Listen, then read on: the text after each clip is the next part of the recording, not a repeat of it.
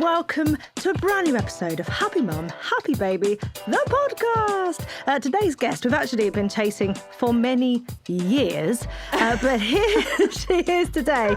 She's the woman who's made cleaning into something that everyone is fascinated by and wants to do. Like, I watch her and I'm like, I'm going to go pick up a sponge. I'm going to go clean that thing that I've been leaving forever. She also has the most incredible animals to add to her collection of beautiful things to look after. She has two gorgeous little boys, Ronnie and Lenny. It is, of course, Sophie Hinchliffe, Mrs. Hinch. Hi. Thank you for that. Now that was an intro. Gosh, I need to up my game. Well, Thank you. It's one of those things where people have children and you're like, oh my God, they're so busy. But you've got a lot of animals that you've added to this mix. Oh, do you know what? There's a hell of a lot. There's a lot going on. But also, I must add, I do hibernate away a lot. So when people are like, can you come and do this? Can you come and do that? I instantly freeze. And then I'm like, it's time to hibernate. Do you think saying no then? Do you think saying no to all that other noise is the key so that you can actually focus? I think this year, something that I really, really want to do is push myself to do more things like this. Right. And I was like, right, I absolutely love your podcast as it is. And I said, like, can I try one that I know that I'm going to be able to feel really comfortable on and have a nice chat on? And they was like, G, you need to get on with G. And I was like, oh, okay. So thank you for having me, first of all, because I know that I hibernate away a lot, as people say. But that's a good thing, though, I think, especially when if you think, like, your followers and everything, it just felt like you exploded. And to suddenly have all those eyes on you, I think it's good to kind of protect yourself in a way and kind of go, well, actually, I'm going to wait until I feel ready or safe to share those parts of me. I guess so. But do you know what the strange thing is? And I can see others' views on it, that I'm okay to sit there and chat away and do whatever to 4.67 million people on my phone. But why, when it comes to me sitting live somewhere or going on something or something, like, all of a sudden I freeze? It's like I don't feel like when I'm chatting on my phone that I'm talking to that number of people or I'm sharing my life with that number of people. I genuinely feel like I'm just in a giant WhatsApp group or something. Yeah. It's not until you go and do something, out in the big world where you're like, okay, oh gosh, this is real. That's the only way I can explain it. But also, that's your safe space that you've created to dive into someone else's, even though they might say it's a safe space, it's theirs. So it does make sense that there's that little bit of unfamiliarity. Each have their own, don't they? Each their own. Exactly. Yeah. And you're here now, and I'm chuffed that you're here.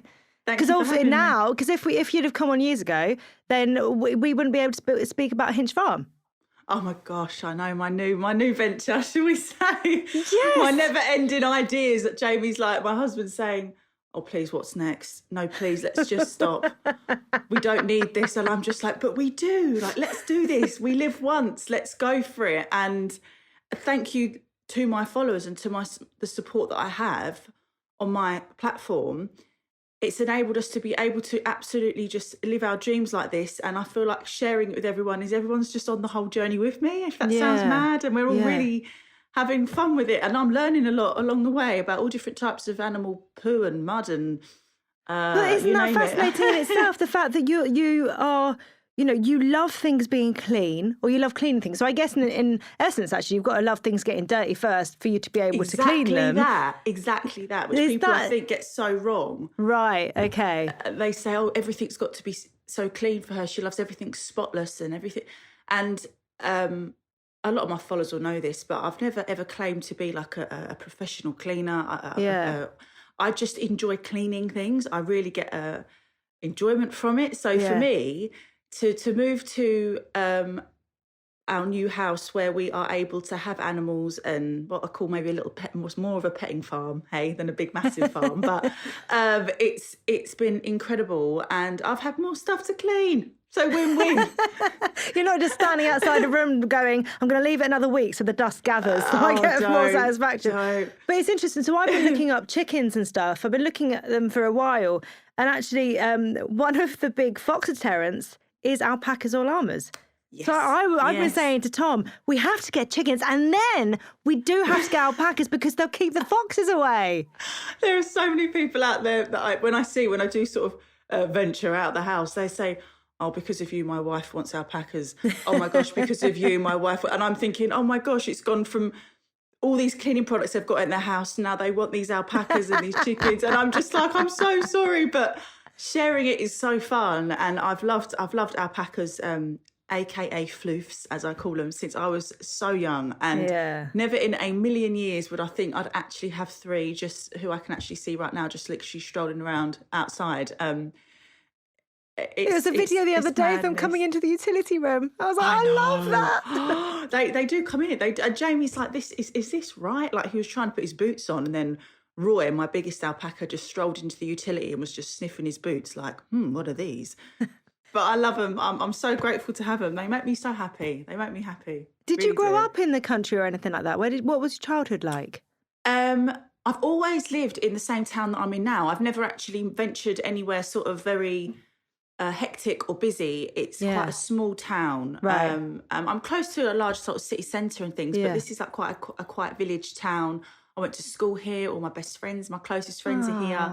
And I've never moved from here. So when this house actually came up for sale, I was in a lot of shock because I've been driving past this house with my parents since I was like 9. And we used to always drive past it and say, oh, we just wonder, you know, we wonder who lives in there. You know, you're just a bit of a nose and you just want to go, oh, I wonder who lives in that house. Or, well, and I've always driven past it and it's always been my favourite house in the village, like, you know, and never thought it would ever come up for sale, ever.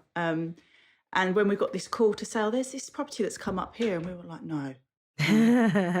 Me and Jamie looked at each other and we said it can't be, because we'd already looked into the property years ago and knew everything about it because we were being nosy, if I'm honest. So when we turned up to view the house, I knew the gentleman's name who lived here. I knew how long it had been built for. I knew what it was before the house was on the grounds, like everything. And I think he was a little bit like, are you okay? Like, and I was really fangirling. I was like, I know about you because you're the one that lives in that house that I've literally looked at since I was little. So to cut a long story short, to be here it is madness for me. Even when I just drive, I go up the drive, I'm like, this isn't mine, is it? Yeah, I love it. What was your childhood like? I'm a very homely girl. I'm sort of attached to my mother's hip even now. I get a lot of... I love that. And your mum and your dad have such a huge role in your life. That's really clear to see, yeah. Huge. I've always been, as opposed to a going out person, I would rather have stayed at home and had a Chinese with my mum and dad, you know, I'm that sort of person. Always have been, but... Yeah. But then I think you get to a point as well when I got to a bit of a teenage years where boys come on the scene and you was like, oh, okay, I need to get out now. I used to go out and do these little parties and things, but I was there thinking, I'm really not enjoying this, but I know that this is what I'm supposed to be doing. It was that sort of... Yeah. But and then it got to a point where, which I think you hit a stage in your life where you realise that whatever it is that you want to do that makes you feel good inside is what you should do, as opposed to just sort of following everything else. Mm-hmm. So that's sort of where the being at home with my mum and dad, like literally all the time, came from. And my dad worked away from home a lot, so it was me and my mum a hell of a lot. And I see a lot of comments now, is Mrs. Hinch ever without her mum? Like, does her mum live with her? And I'm like, no, she doesn't. She lives down the road. Yeah. Don't get me wrong. But if I get the chance to see my mum every day, which I'm very blessed to, I will. And, you know, and I hope one day my boys will be like that with me and I won't get chucked out of the house or something. So when you were younger, though, did that make you look ahead to you being a mum? Did that make you want to be a mum? Did that make you think about the relationships that you would have with your children? Oh, 100%. I really would love to think that the boys would see me as I see my mum. Yeah. Would be incredible. Maybe not rely on me as much because I'm literally like, mum. Do I put salt in this? Is pepper in that? Flour? Like, I don't know. Like, I'm on the phone to my mum if she's not here. Yeah. But she is like a mother to my husband as well. Literally, they're also so close. So between us, we're a real team, and I hope to have that for my children as they grow up. And did you think of a family when you were younger? Did you think, when I grow up, I want to be a mum? If I'm perfectly honest, there was a stage when because I went to school with 5 of my best friends, and we're still best friends now. So we've still got like our clique, like our group. That's lovely. School. Yeah. And we're still the best of friends now. And they all became mums before me. I was the last one. So I spent a lot of time with being able to sort of hold their babies and experience their sort of ups and downs and the highs and the lows, and listening to the stories that some were like hell. I was like, oh gosh, I don't think I could ever do that. Some, when as soon as I see them, I was like, I need to be a mum. Yeah. So for me, I was the last of us 5 to have a baby. Which is difficult, but someone's always got to be the last one. Someone's always got to be the first, someone's always got to be the last, or just not, Exactly. But I did think to myself at one point, I think I'm happy to live through my best friends here with their babies, and didn't actually feel a pressure of feeling, oh, I've got to have children now. But Jamie has always wanted to be a dad. He's always wanted to have children, and a lot of children. And when we met, I did make it clear to him that I'm in no rush to have kids. Right. And there's quite a big age gap between me and Jamie. There's 12 years. Right. So I say big. It doesn't feel like there is an age gap. It closes eventually, doesn't it? You're like, okay, we're both getting on now, so that's that. But we, Jamie, it was like, oh, yeah, he's always been very open to children ASAP or later or whenever. And we got married, and then I was like, yeah, I'm ready, girls. And they were like, go for it. Yes. So it was like that. Never really felt like it was a pressure. But then I had one, and then obviously Lenny came along. Lenny wasn't planned, bless his heart. Oh, really? So now we've got 22 months apart, which is a lot harder than I thought it would be, but also amazing at the same time. Yeah, my top 2, they are 23 months apart, and it is. Oh, my gosh. Yeah, both boys as well. Oh my gosh, please tell me I'm not alone here with the fighting. Honestly, oh my gosh. It is continuous. Even now, like they can't walk past each other without a leg or an arm coming out. However, I've recently been on holiday and I was walking past a family with older boys. They must have been in their early 20s. The mum and dad were on a sun lounger reading their books or a newspaper or whatever, and both boys were wrestling. They were properly fighting, headlocks. It's never going to leave us. No, is it not? No. That petrifies me. That actually petrifies me. Because I just love the fact that mum and dad weren't paying any attention. They weren't saying get off. It was just like clearly decades of them just rolling around with each other. They were just like, whatever. And it's now a case of that is just what happens. That's the norm. And it's unless so they come hard. up to us, it is hard. Like, I got to a point where I was like, oh my gosh, I feel like all I'm doing is telling them off at one point. Like just a referee. Because, like, please don't pull his hair, or like, let's share that. Let's not, like, constant. Mm-hmm. And I was thinking, wow, like, and I was obviously on Instagram, my platform's a bit of a mix of everything. So I could cover a lot of like cleaning. It could be animals one day, cleaning the next, children, parenthood. And then when obviously I had the boys, or when I had Ronnie, I entered this whole new community on Instagram that I was hit with like a ton of bricks. And people have opinions, so they can be really quite... Don't they? Like, I wasn't really... I honestly was so naive and was like, oh, I'm part of this mum club now. Like, let's all just be friends and everything's amazing. And then it wasn't until my agent at the time sat down and went, yeah, we need to talk about this, because there are some things that is actually very heavily opinionated that's either best to A, avoid, or B, not talk about. And I was like, this is madness. Like, surely as mothers, as carers, as we should all be helping each other through what I find sometimes really, really tough. Can you remember finding out that you were pregnant with Ronnie? Yes.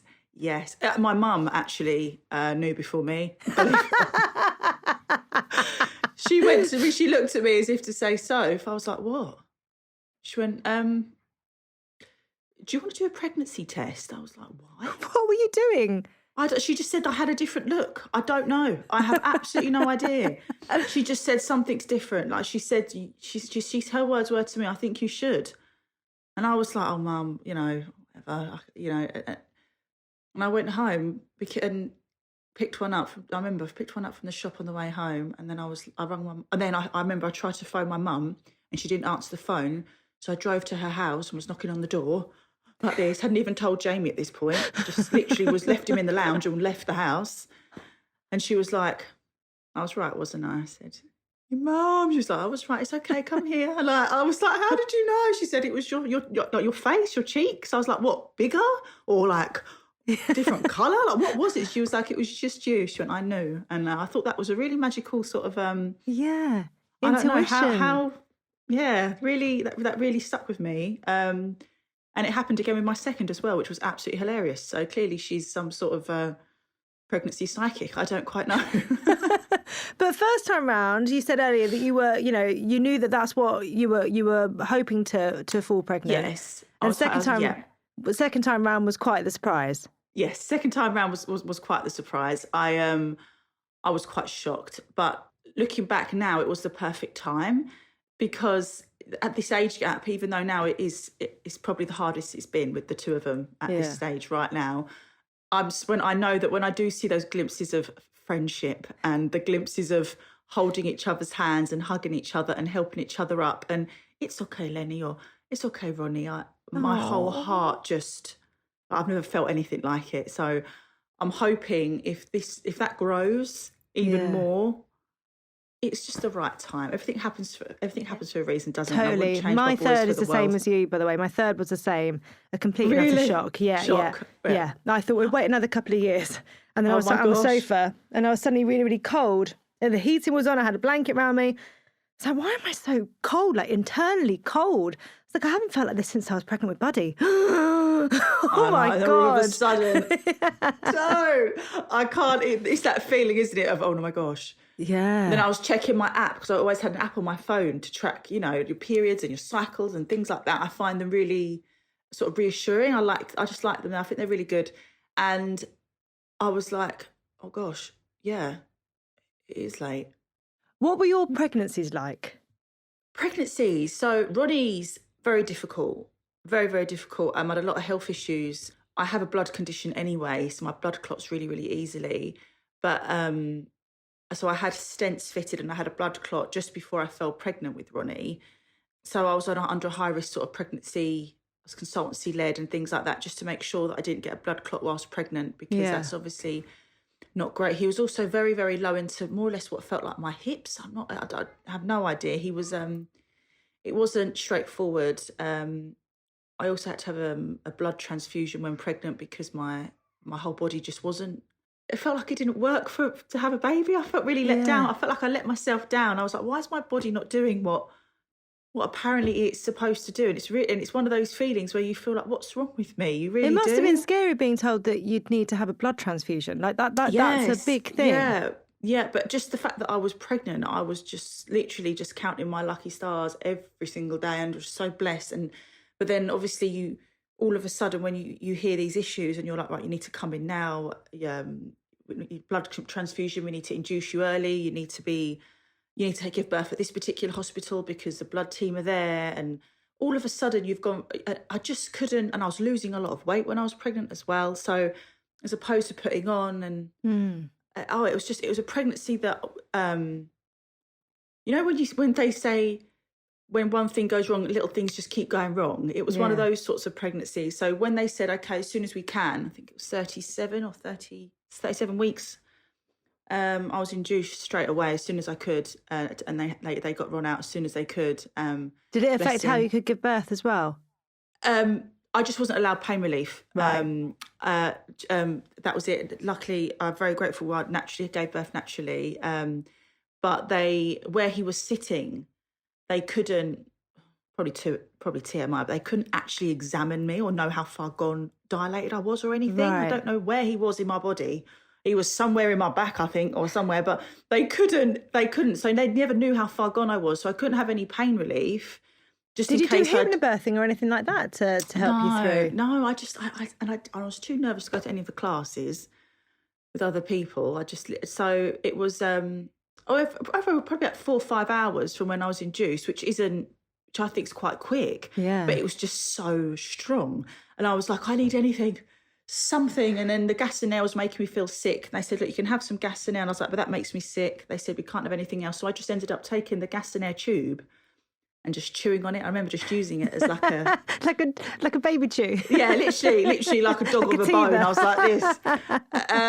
But Ronnie's pregnancy, but the birth was straightforward. Very, very lucky. And Len's pregnancy was a completely different kettle of fish. Very, very enjoyable. Did you feel nervous going into it because of what had happened previously? I was so prepared for that level of pain. I'll be honest. I was just so prepared for that. I was nervous because I knew what the pain was like. Yeah. And also nervous thinking, if they can't examine me again, I'm not going to be able to have any pain relief again. But it was the not knowing. Yeah. So that when I had to get induced as well with Lenny, and I was in a little side room in reception waiting for them to they'd induced me and they said, right, it's going to take a while, just relax, whatever. And all of a sudden I was like, no, this isn't going to take a while. I was like, something's not quite right here. I said, I know this feeling. They said, right, we'll examine you again. I was like, we don't know how. I was like, what is wrong with me then? Like, what is going on? They said, you don't need to go to the labour ward yet. You know, we've only just induced you. Surely not. I was like, but I've had one. I know what this. I feel like I need to push. That sensation, yeah. Like, you know, don't you? Once you've had one, you know when the baby's coming, and all of a sudden they were like, oh gosh, okay. So I didn't even make it to the labour ward. They didn't get me there on time. So where did you give birth? In the reception side room. I was crying like, I told you so. And they were like, we are so sorry. And obviously, again, I was meant to be a consultancy-led high-risk pregnancy because of my blood condition. And if I hemorrhage or because I bleed so easily, when I bleed, I don't stop bleeding, basically, because I'm on blood thinners. So they were sort of very, it was, again, high risk because of Ron's pregnancy. So it was scary. And I sort of shouted, can I go to the labour ward now? Because I could see the head. And they said, no, it's too late. We're going to have to try and bring the labour ward somehow here. So don't worry, just stay where you are. Baby's nearly out anyway. And I'm just in this room with nothing around me that looks like labour stuff. Do you know what I mean? Like, no. Yeah. Just a room. Just a room. It was a room. And then it was around COVID time as well, obviously. Like, so there were still some restrictions. And I remember from the room I was in, I could see the double doors near the reception. And Jamie just standing there with his face like this at the door. Because obviously he could hear me screaming and he's going, that's my wife. Let me in. That's my wife. And they're like, we can't. Partners can't come in until they're on the labour ward. And he was like, but that's my wife screaming. And I know that scream isn't, she needs to go to the labour ward then. Like, hello? And it got to a point where they could then be like, oh, okay, baby's coming. They said, yep, let him in. And they let him in. So 8 minutes.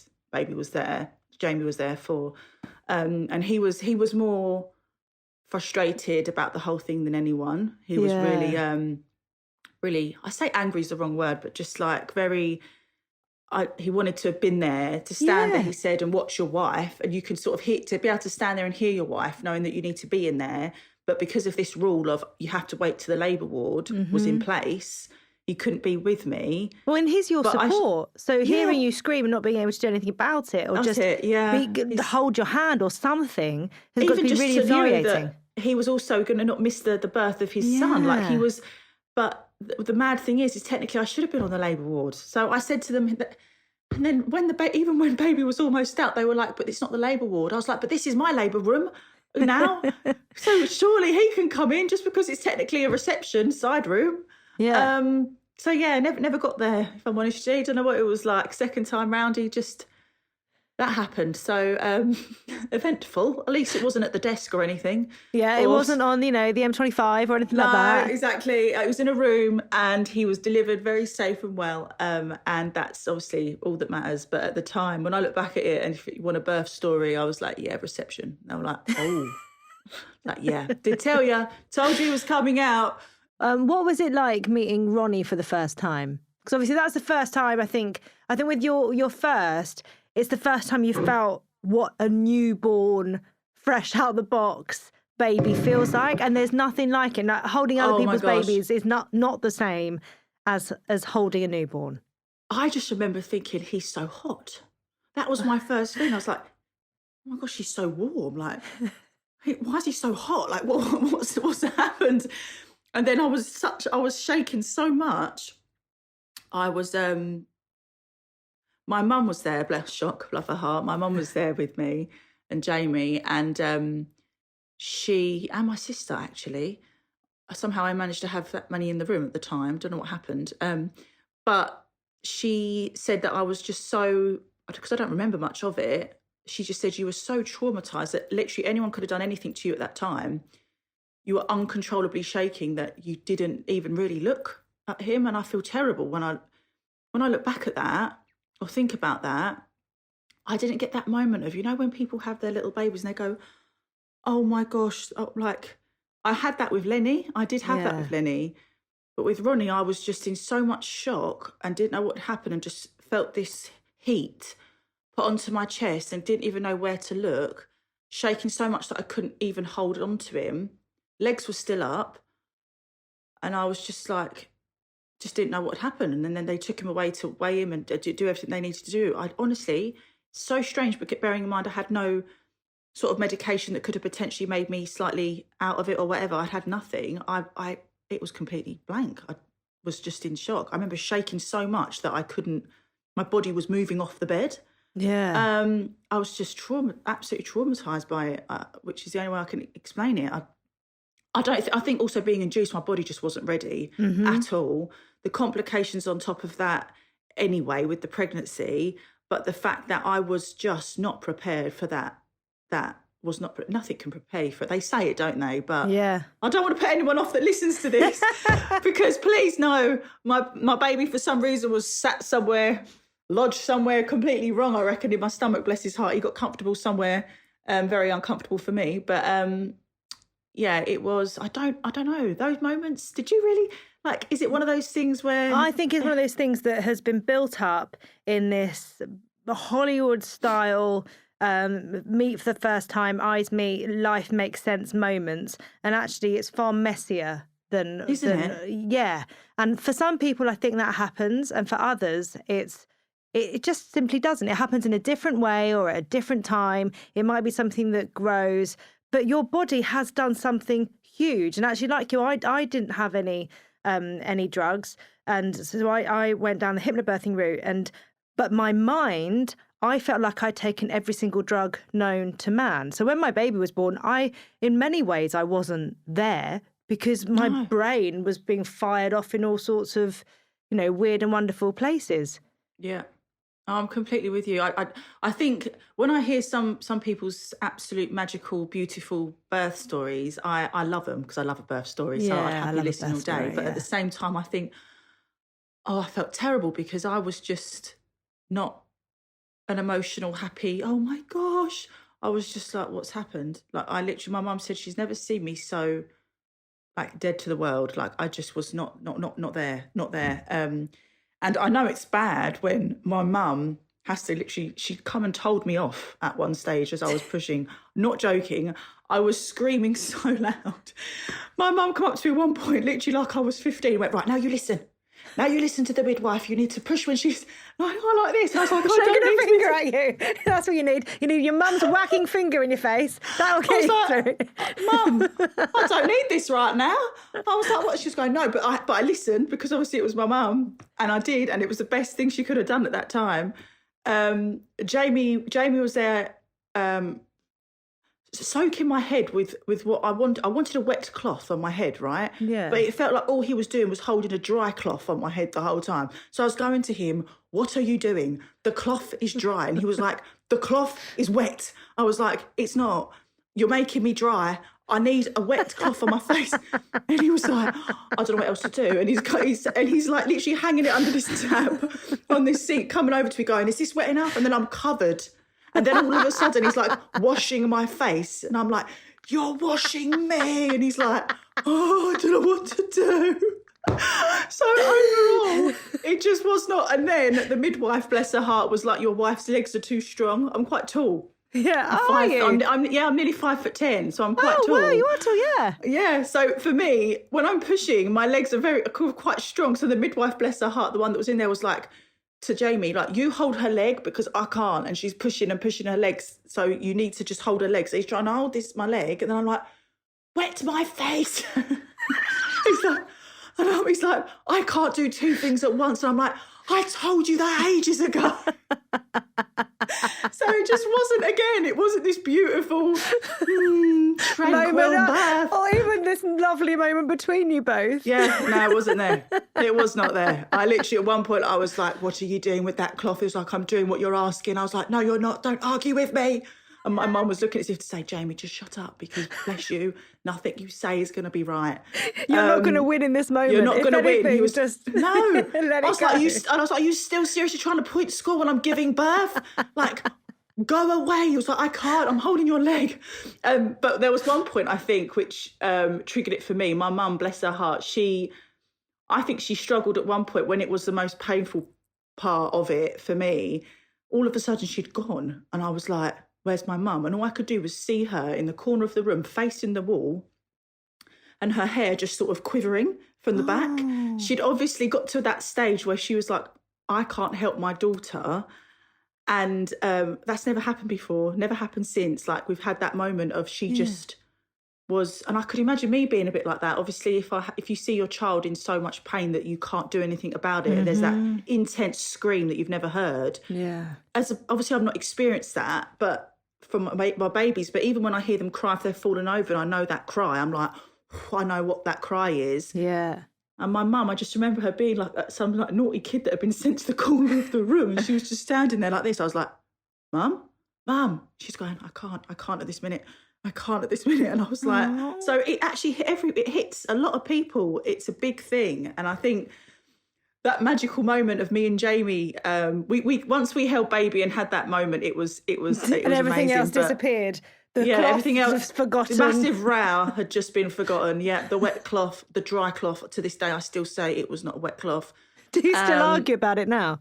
Yeah. Yeah, he'll be like, but I just took it to the sink and got it wet and wringed it out a bit. I was like, yeah, but you wringed it out too much, so now it's dry, and now you hold it in the wrong place, and now I can't see. And then my sister, bless her heart, was my birthing partner. Right. My big sister, and I'll never forget, I got hold of her T-shirt by the scruff of the neck and her necklace, because I remember thinking, oh no, I can't break it, and I'm going, smack fa.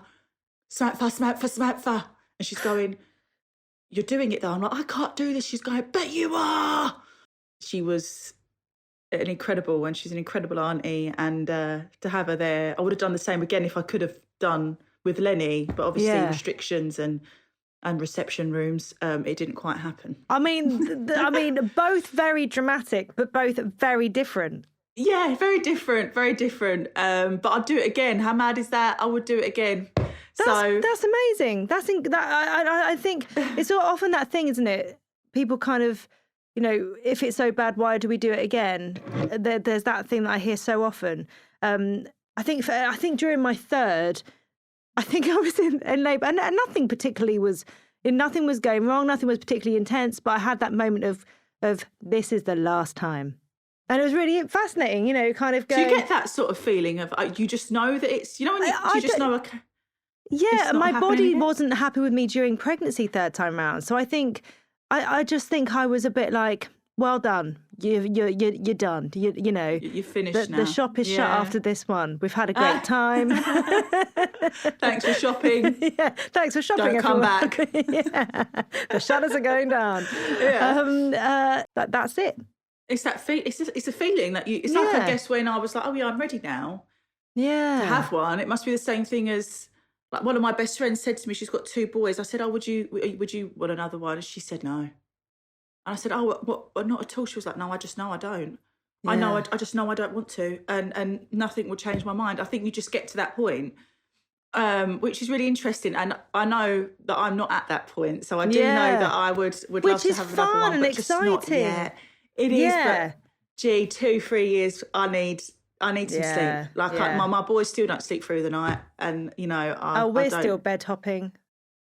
I don't think there is perfect parenting. I think, and also it's all very well for people to judge, but it's you that's behind your closed doors trying to do your best.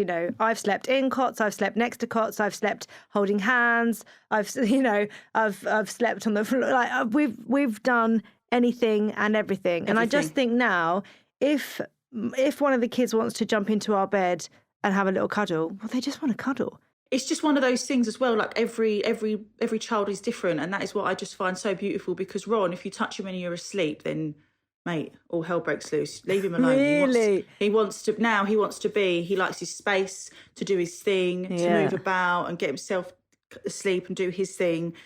Whereas Lenny literally wants to be on skin, like he's a skin on skin baby and would eat skin if he could eat it. Like he's so polar opposites of each other. Yeah. Which again, I thought when I fell pregnant the second time, oh no, I'm doing now. It's all right. What? It's just a whole new thing again, whole new routines, whole new personalities. Yeah. Everything, whole new judgment. I don't know about Lenny either, but for me, there's something about second children that are just like, I felt like mine came in fighting straight away. You know what I mean? Like he knows what he wants and he will, he will focus on that. Like he's driven in a very different way to the first. Yes, 100%. And do you know what? A lot of my followers have said to me, they said, Soph, it's what you call the second child thing. Like it's a thing. Like for me with Buddy, so even though he was second, he was a delayed talker. So it took him a while to get chatting, but he still was very much, we knew exactly what he wanted because of everything else. Yeah. And again, I think with, my first Ron had speech delay. So we went through a lot of sort of speech therapy and still go to. My third has speech therapy now, yes, actually. Yeah. And for me, I obviously wasn't prepared for that, but I didn't know. So when I had Len, I didn't know any different. So when Len started saying these words that I'd literally waited, when I say years to hear from Ron, and I was hearing them, I was like, I couldn't believe it. I was thinking, how beautiful, but at the same time, it makes no difference. At the end of the day, they their own time is the perfect time. And Ron spoke when he wanted to speak. He was just taking it all in. And, at the end of the day, if I never had a word from him ever, I knew what he was thinking anyway. Yeah. I guess, like you say, mother's instinct, he could look at me, make a sound, and I knew what it meant. And that's when, I think there was a point as well where maybe I was so protective that I would speak for him too much because I was so worried of him not being understood or getting frustrated that we didn't understand him, and I didn't want him to feel like there was something not okay. Yeah. Did you realise that there was a delay with his speech? I didn't actually. It was my health visitor, which, our health visitors, they're amazing. They're incredible. I've got a really close bond with mine, but it's also very cutthroat.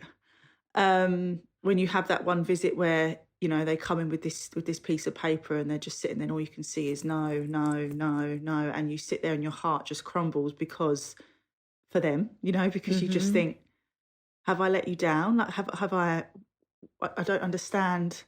And then as a mother, you're sitting there going, okay, no, maybe he can't say that, but my son can, you should see how he can stack his cups and how he can how he does things. His fine motor skills are another level, like I just had this huge emotion of sitting there thinking, these crosses, but where are his ticks? Because I know what he can do and what he's capable of, but just because it doesn't fit this criteria of being able to say X amount of words, or it was just really intense. And I never forget that day. I sort of sat there and I was just thinking, I would never have known. If I'm honest, I would have just carried on as I was. There was nothing for me. There was nothing that I would have changed, nothing that I was seeking more for my boy. We had everything we wanted and more, and still do. But there's this form. Is it the 2-year check? 2-year check, yeah. And there's it's like I don't know. I just feel like I wanted to shout out to everyone, but I kept it. I keep sort of that side of things very, very private, because I feel like it's Ron's story, Ron's, but all I will say is the fact that, parents that have those visits and then sit there afterwards in complete tears, please know you're not alone. Like you're really not alone. It's, in my opinion, it's really, really cutthroat form. Yeah. And I understand it's for their best interest and to be able to help them and move forward and give support that as a new mum, I wouldn't have recognised that he actually maybe needed at that time as well. Yeah. So it's got all of its ups and downs to it, but Ron's words, and my followers know because they literally say to me, Sophie, he's like my nephew. Like they love him to bits, literally love him to bits, and they've seen him go from no words to some words to just all of a sudden these words have come out of nowhere that that I can't explain, that I just sit there and melt. Like I melt. And I think I'm not speaking back to you because I don't know what to say right now, because I just absolutely can't believe you've just said that. And you've just got that feeling, whereas Lenny now is running around shouting, screaming and saying things he shouldn't be saying. All the poo chat. Yeah, I've got the lot. Chat. Honestly, I've got the, and it's crazy, but it's beautiful to see them communicate with each other. Like Lenny really understands Ron's words, and even though some people may not completely understand Ron's sentences as they come out at the moment, Lenny does, which is absolutely beautiful to see, because again, I think it's a bond that just, I'm hoping would never ever be broken. And if they have got each other for life, then my life goal's done. And that is a thing, I think, with your child, you understand them. So when I was told that Max might have an issue with his speech, I was like, but I understand him. And his using, like, forming sentences that are really, quite, in my mind, mature. But actually it's how those sentences were being formed in his mouth that were the issue. So other people wouldn't be able to understand him, because he had this thing called backing. So he used to put everything at the back of his throat. And he's, and speech therapy for kids, it's just incredible seeing how that is done and what those professionals do, but I too would not have known anything. I just thought that was how he spoke.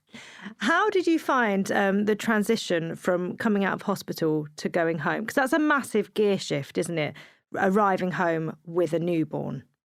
Yes. So with Ronnie, I was very, very shocked to have given birth, and then 4 hours later I went home. Whoa! That's so quick. Yeah. We had to give birth at, because of my blood condition, it was at a hospital in London that specialises in like blood clots and quick fixes for my blood condition. I'm actually under there all the time, under the hospital. And we had this room that we went to afterwards, thinking I was going to have to stay in for a bit. They said, you can go home soon once we've finished your forms. So it was 4 hours. 4 or 5 hours. And I remember I was in the car, sitting in the back, obviously baby with the back. Jamie was driving us home, mum in the front seat as well, passenger seat, love her. I remember just driving back still in absolute agony, obviously because I'd had the stitches and whatnot. Yeah. Thinking, we've got an hour's drive. The bumps, I was going, Jamie, the bumps. Ouch, like literally trying to hold on for dear life to this little handle at the top of the bed. You're almost trying to hover over the seat. I was like, oh no. Thinking that I've got this little baby next to me, just looking at him thinking, I'm your mum. I'm your mum, and I can't believe this. And I remember so clearly looking out the window, and every female that I could see, so every woman that I could see, I just wanted to roll down my window and just say, you're Superwoman, man. Like I had this sort of like, you do not realise how amazing you are. Like I just wanted, because what had just happened, my whole outlook on life, women, life, the way I looked at just people, I'm not even joking, even just people changed. I was like, wanted to just shout down, even to say, like, when I saw a bloke, a chap walking with his son, I wanted to say, you're incredible, because he's caring for this boy. This lady, bless her, was walking. I just wanted to roll down my window to everyone and just go, we've done it. Like, look at this. What's happened? And I was like, yeah, I'm not okay at the moment. I probably should have been back in the hospital. Still coming to terms with things. But I just needed this urge to tell women that, oh my gosh, your bodies are incredible. Own it. You've done it. Look at these lives you've created that you are, or even children that you are caring for, that are in your care, that rely on you, that you are keeping going. Yeah. Keep smashing it. Like, just keep smashing it. And I just remember, the urge to roll down the window. And Jamie was like, are you all right? Because if I'd done that, they'd be like, oh, who is that woman? I mean, they might have just made them feel good, and they've been able to take that through the day going, yes, I am. Yeah, that was my good deed of the day. Just rolling down a window saying, "You've got this. Can you believe what our bodies can do?" Or, "You've got a vagina. It's amazing." Like, literally, not even joking. I had that sort of extreme, powerful, like, oh my gosh, we've done it. The Did you urge. stay feeling powerful? Because those No. first few weeks, what were they No. like? So the journey home, I felt like Superwoman. So 60 minutes. Got home, all of a sudden felt like completely out of my depth. I did not know what I was supposed to do at that point. So, oh my gosh, what do I do now? Mum's like, and then Mum's obviously gone home, so it's me and Jamie. Yeah. And I'm like, okay, I'll take him out of the car seat. Like, literally, you're thinking of things now where you're like, "Oh, chuck him in the car seat, we're going now." But at the time, it consumes every little minute of your mind and the day. So I was like, okay, I don't want to push too hard on getting him out of the car seat, taking the straps off because he's so little. I remember thinking he was 6'1", so I remember thinking, oh, he was so small. Yeah. Jamie then didn't know. First time Dad really didn't feel comfortable holding him. To be honest, he was very, very frozen, and he was like, "I'm going to hurt him." And so we were trying to find a way in which got Name or Jamie to feel comfortable holding him. So I was not only trying to learn myself, but also trying to help Jamie feel comfortable, because he was, to put it blunt, he was before I gave birth and before he came home with Ronnie, he was like, "Look, there's loads of kids in the family. I know what I'm doing. It's absolutely, stop worrying about it. It's going to be fine." And he's the first person now to say he didn't have a clue.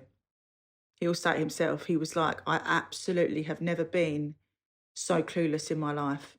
And he hated that. He hated feeling out of control. But obviously I had to reassure him that please don't worry, because I'm also feeling those nerves. Yeah. But he was very like a fish out of water, and he was getting frustrated. He was like, why can't I just do this? I thought, no, all of my mates have got kids and it's all fine. I said, look, don't be hard on yourself. At the end of the day, we're both brand new to this. We didn't know, he was making sure with the nappy, bless him, he put the nappy on wrong, so we had to take it off. And I'm not joking, I just don't think people understand, like, when they come home, I think people expect you to just know absolutely everything, read all the books, you're good to go. We just was not. Yeah. We were learning every second of the day, from making up a bottle of milk to breastfeeding to trying to work out like breast pads and pumps and sanitary towels, like trying to sit down. There's so much newness at that time. Oh my gosh, trying to go for a wee. Yeah. I mean, trying to then being petrified to go to the toilet. And then Jamie trying to, bless his heart, shower me down. But we've got Ronnie there who we wanted to keep an eye on. We couldn't sleep. We were just up looking at him thinking, what do we do now? He's asleep. What do we do? And we're like, right, let's sleep. Like we were just completely like fishes out of water, G, if I'm honest. And it wasn't until it got to that point where I started to feel like, okay, I know what I'm doing here, and he's doing well. He's putting on weight, and he's here, and we're okay. We're safe, and we're all right. That is literally how we got through the days. And now, get your coat on, will ya? Sit still in your car seat. Like, yeah, the way things change, and you're like trying to get him in, and they're like, I don't want to get in, and you're like, we've got to get you to school. And do you know what I mean? Like, the way things change, but it does change so dramatically, and it's always strange looking back at those times that are so vulnerable, that you feel lost in, because they feel never ending. They feel like that is now your world, and actually, literally. In the grand scheme of things, you might feel like that for 10 weeks or, but it's a small amount compared to everything else. It really is. It really is. And I think that's, if someone could tell me, my mum did say to me, Soph, I promise you this will pass. It will pass. And so for this moment in time, you're doing incredible. Just do what you're doing, and eventually it will pass, and it will just sort of click. And it did. Yeah. And then I remember the first time I saw Jamie go over to the crib, because Ronnie started crying, and I deliberately didn't get up first. I sat there. And he got up and he went over and he picked him up and he sorted everything, and I was like, it's clicked for Jamie as well. I think that's just as important. I think sometimes the men, bless them, can get, or the fathers can get, not forgotten, but it's, he found it really hard. And obviously with our situation, Jamie he's a stay-at-home dad, and he's at home and he helps me and he works with me, and he's not out of the house all day. So where I would be working and he would be taking on some of the roles that technically they say, the mother, the woman of the house should be doing. I can't stand that. It was really important for Jamie to feel that click, and when he did, he knew it, and he's just flown ever since. He is the most incredible man and the most incredible father I could ever wish for the boys. And I just hope that for any, I don't know, mums, dads, carers listening to this, that they know that beginning part is so daunting, petrifying actually. Yeah. But you are their mummy and daddy for a reason, and they're safe when they're with you, and that's that. Absolutely. If you could write a letter on motherhood, it's a big old topic. Who would it be to, and what would you say? Oh my gosh, that is a good one. I like to get people really relaxed in the podcast and then just, hit them with something that makes them go, ah! Oh my gosh. If I'm honest, I think I would write it from sort of myself to hand to my children, I think.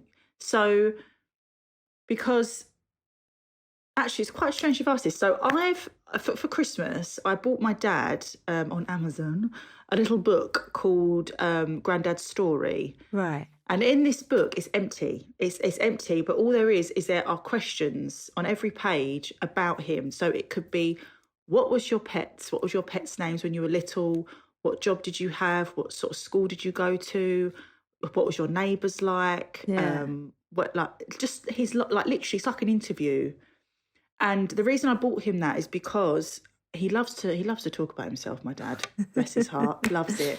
But he likes to, as he's retired now, he sits down a lot and likes to read and likes to watch YouTube and research and things. So I said, Dad, I've bought you this book that I would absolutely love for you to complete. It might be one page a week or a month or whatever, but when it's finished with, I will have a letter or a book as such on my dad, on Granddad, that we can all read, that questions we may not have never thought to have asked or things we'd never have known.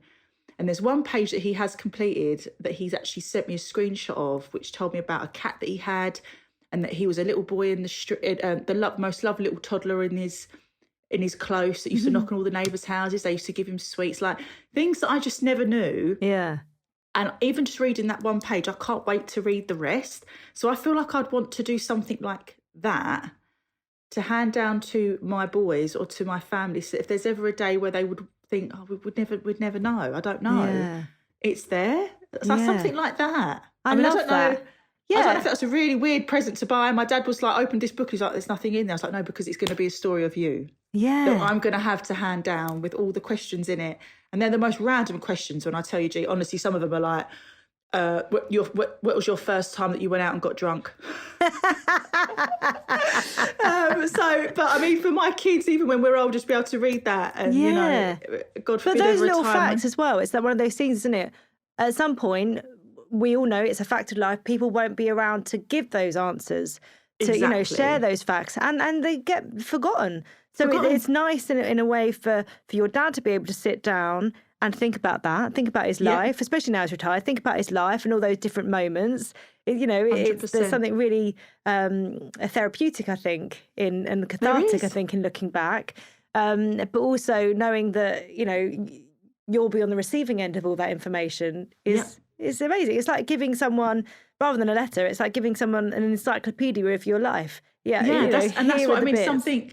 Yeah, and it's he said to me, it's one of the best things I've ever received. And I said, in which way? He said, because he said, like you said, as morbid as it may sound, which obviously you don't want it to be, but he said himself, to think that there'll be a time that I would never be able to maybe answer a question that you had or that no one would ever know, because I've obviously lost my grandparents, my dad's parents, so you can't ask, other generations or whatever. I've read one of the pages that he's completed so far and learnt things that I never knew. Yeah. It could be about this pet cat that he had that I didn't. I know it's so minor, but I can't wait. I would do something like that, and for it to be there for my boys, anyone to read that would want to read it. I don't know. Or to hand down to grandchildren, to great grandchildren. But I'm so pleased I bought that, and I can't wait. I'm really excited to read his next page. Like, I'm like, Dad, have you done another page yet? He's like, no, not yet. And I'm like, well, come on. I want to know. I want to know what happened when you got drunk for the first time, or your first little, just fun stuff. His first car, when he passed his driving test, stuff that sometimes you don't really actually sit and talk about because you think, it's in the past. You might talk about things right now, but I really find beauty and importance in memories, which is why this means Welcome to Hinch Farm means so much to me, because this literally is that for me. Yeah. It's just a book of pure memories and fun, but again, a story behind it that I'm hoping can really, really help others when it comes to change happening with youngsters. And I hope that answers the question. It does. It does. And then we finished the podcast with you completing 3 sentences. The first one is being a mum means everything to me.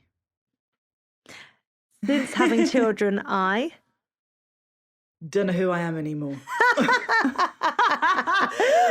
I really don't. But I think we always we look at change as a negative thing, but you can't have children and not change in some way. And there's no way that we can be who we were pre-children once children are in our lives. Like, our focus, 100%. Our drive, everything is different. And everything. I think, often I'm just basically a very dishevelled version of who I was before.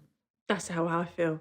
Honestly, that is exactly how I feel. Some days I wake up and I go, oh dear, since when did this happen? And I've got to say, actually, I loved, I don't know if it was after Ronnie, but for a long time you used a filter that was kind of like... the granny. Yes, I loved that. I still love it. I've got an alpaca one now that I use that I love. I've got a granny one that I use, Roller Rants, and I've got an alpaca one that I use called Rita, right? My followers love them. They're just a bit of fun. Mix things up, but... it's just literally it gives me a way in which I can really say how I'm feeling without having my face. Again, it's one of those things, something I guess I've got to work on myself, but it's still me, but it's not me at the same time, you know? So, but it's fun. But I'm in shock. Some days I look and I think, wow, that's happened when... Didn't even notice. You'd think that such a huge change, you would have felt something or something would have happened for you to just be like, go from A to Z. And I literally have in myself, I feel. But, well, you haven't from where I'm standing. You absolutely haven't gone from A to Z. You're good. You're good. And finally, I'm happy when I'm at home with my family and my animals. How did the kids cope with the animals? By the way, was everything kind of? Were they fearful of them at first? Now are they so blasé about them? No. Do you know what? Honestly, Ronnie has always had a way with animals that I cannot explain. Like when we used to go to little farms, and when he expresses himself. He used to, obviously with his speech delay as well at the time. Ronnie's happiness was with animals. I'm like, literally, he could sit with a dog, with a cat, a rabbit, even in with the little sheep at one of the little local petting farms, and just be so happy. His face would just light up. He'd want to do their hay, their water. He'd want to care for them. Yeah. So when we got our alpacas, I actually went to visit them a few times with the boys before we brought them home to introduce them, and for them to get used to this sort of kind of animal, and they loved them. And also I wanted the 3 boys that I've got now, my alpacas, to get used to me. Yeah. So we were going to see them from when they were babies. So when we could finally bring them home, it it felt like they'd just come home, as opposed to, we've bought these pets and now we've got to look after them. Yeah. Ronnie absolutely loves the routine with the animals as well. He knows where their hay is, their feed is. I kid you not, he's 3, and if I was to open the door and if I could, if it was safe enough without all of the big tools and whatnot, he would know exactly how to care for every animal we have, where everything is, how much food they have, water, everything at 3. And he absolutely loves it. He loves every morning. It'll be, Mummy, I do pack a poo. Like, sorry, Mummy, go clean pack a poo. He wants us to go and clean up. Because he knows in the morning I do all the alpaca poo, pick it all up, get it all together, put it in the compost heap. But he likes to do it with me. So it's like our thing, but he knows and he enjoys it. And being outside, I love him being outside and getting dirty, not necessarily covered in poo, but you know what I mean. I love him outside in the fresh air, getting dirty, getting stuck in, raking the hay. I've managed to find him little lightweight spades and like little child-friendly things so they can really get involved. Yeah. Even filling up the water buckets with the hose, he loves it. And the 2 of them have got so much confidence around them. They love it. And we are, haven't as mentioned this yet, but we are actually getting 3 new fur babies in the summer. Are you? Yes. I'll leave a surprise as to what they are. They're not alpacas. They're not dogs. They're not goats. They're not pigs. But we have 3 new babies coming in the summer. Yeah, so I'm really excited for the boys to have some even more animal life to enjoy, because that's where they love to be. They love to be outside, and the chickens we rescued are, honestly, they look so different now. Oh, I've heard that they can become it's quite a sight when they arrive sometimes, but the change, awful. So the British Welfare Hen Trust is amazing. We rescued the 3 girls, brought them home. They had literally no feathers, non-existent, and their combs were just like more or less white at the top. And I had to look a lot into caring for chickens because I've never had them in my life. So I was really worried about just being able to keep them alive, if I'm honest. I was like, oh my gosh. But I can actually see them from here. They're huge.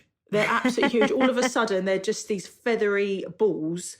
Like their bums are all feathery, their combs are like fluorescent red, and I'm just like, to see that happen is so rewarding that I just want to do it again with more animals. So Jamie's like, look, calm down.